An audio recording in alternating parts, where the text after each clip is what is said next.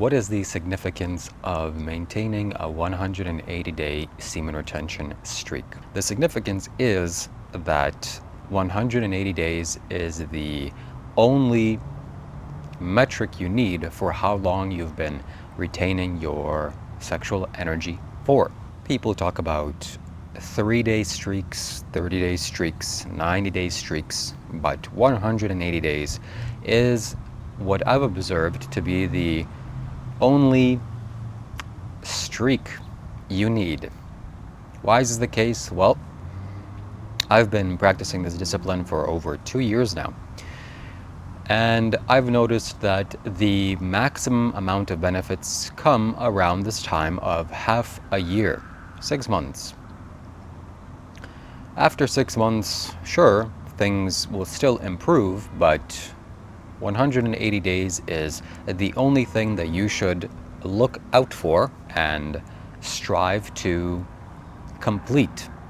A few moments ago I said sexual energy, not semen, because sexual energy or your energy and semen are not the same thing. You can lose your semen in the middle of the night through a wet dream, but maybe you lose even the same amount of semen in a sexual act with a partner or by yourself, yet the energy that is lost with a conscious orgasm is 10 to 1, 10 times more than with just a nocturnal emission. So there is much more loss in a conscious orgasm than simply spilling it at night. When you consciously ejaculate, you lose energy.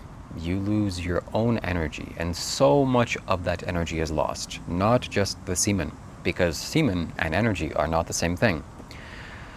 Yet if you cultivate this inside of yourself, that energy will not be lost, it will be harnessed. And about the time of 180 days or 6 months is the time for you to fully acquire the energy that has been lost throughout the years, and for you to just be normal. This is what semen retention practice does. It helps you to be normal. It's not normal to ejaculate constantly.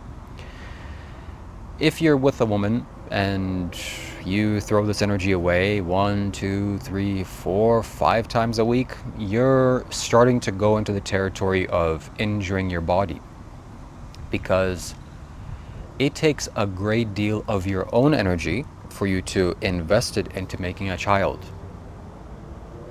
And every single time you orgasm, you ejaculate consciously, you are in essence saying that this energy is going to be used towards making a baby. And your body takes that very seriously. So the amount of food that you need to eat and the amount of time that needs to pass for you to properly cultivate a potent and enough semen in order for you to impregnate a woman is huge.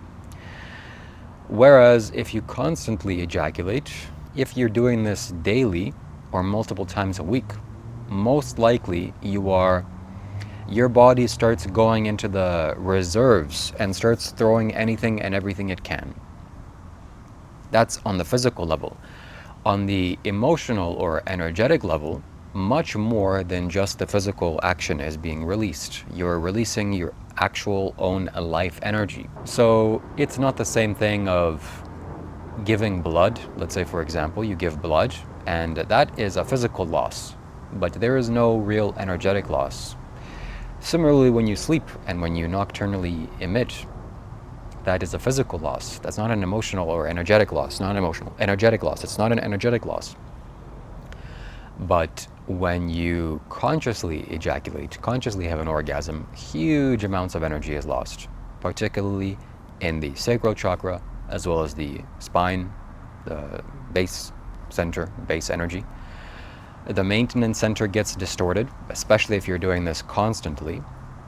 And the higher you go, the less of an impact, but still there is an impact. This isn't the case if, let's say, for example, you've been retaining for a year or a year and a half or 2 years and you decide consciously, okay, it's time to make a child. You have plenty of reserves to do that. And you can get away with doing this once, twice, 3 times, maybe even in a week. and your body still is okay. But if you go more than that, then the material that's needed to make a child gets used up from every organ in the body. This is something that has been noted by a very famous Tao man, practitioner, on YouTube.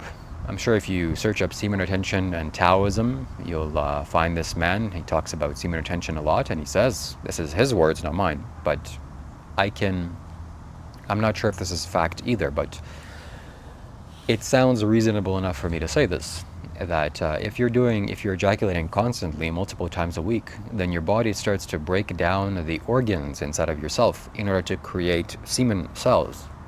Because the act of making a child is so important, your body is willing and ready to give up your liver cells, your spleen, your heart, your lungs, maybe even your brain, in order for it to produce semen cells.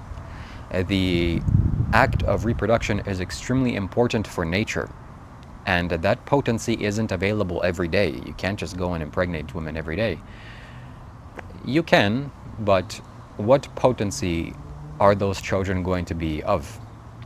So also you have to think about the quality of your sperm, not just that you have sperm and you're ready to impregnate a woman. That's not good enough. I want to show you a brief image here. This is an image of a spinal column or a spinal cord and a brain. And this next image is of a sperm cell. If we look at these images side to side, we can see that there's a similarity. And some might even say and claim that the brain and spinal cord is a fully developed semen cell. We can at the very least see the physical resemblance. Is this true or not? I don't know, but visually at least it's worth commenting on. But for sure, my friends, 50% of the genetic makeup that you provide towards a child is yours as a man. And how are you living your life? What kind of lifestyle you're cultivating?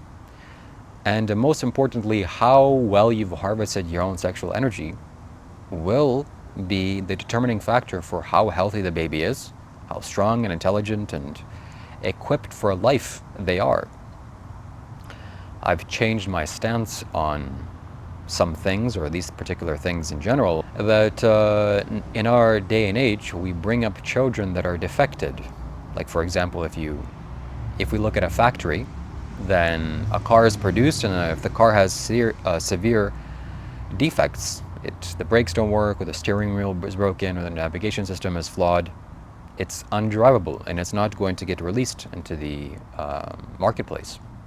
But with children, that's not the case. People are born with all sorts of severe disabilities, and we nurture that. That's not sensible or wise to do. What is a sensible and wise to do? What is a solution for this? Well, I don't know. But it wouldn't be unreasonable to not release defective products into the marketplace. Well, collectively as a society, we're not there yet. We're not going to make those decisions anytime soon, I'm sure. But what we can do, especially you living as a conscious man, is to think about what ingredients you're providing for the woman when you are reproducing with her. If you are breeding with females right now, whether that be for fun, for pleasure sake, or for the purpose of making a child, also think about the consequences of those actions, because sexuality is a baby-making activity. And God forbid one of the swimmers passes through the gates, the woman does get pregnant, what kind of quality of yourself are you giving? It's very important to think about, because this is the survival of our species depends on it, and the quality of the human being that you produce will impact a lot of people's lives.